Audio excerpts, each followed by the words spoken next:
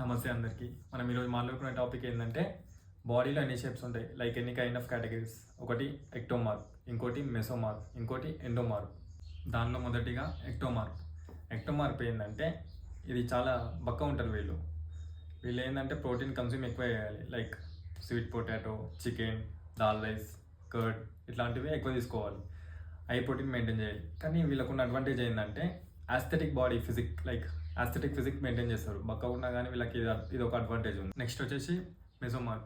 వీళ్ళు ఏంటంటే balance type కేటగిరీగా వీళ్ళని కొలుస్తారు. ఎందుకంటే వీళ్ళ బాడీ అటు సన్నగా ఉండదు, అటు లావు ఉండదు, ప్రాపర్ మిడిల్ ఉంటుంది, లైక్ కైండ్ ఆఫ్ షేప్ అన్నీ కరెక్ట్గా ఉంటాయి. వీళ్ళు ఎక్కువ అంత వర్కౌట్ చేయాల్సిన అవసరం లేదు, ఒక లెవెల్లో చేస్తే సరిపోతుంది.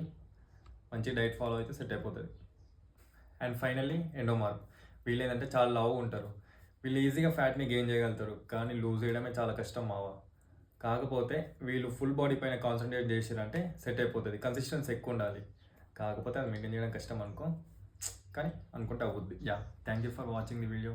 కొంచెం సపోర్ట్ చేస్తూ ఉండు మావా.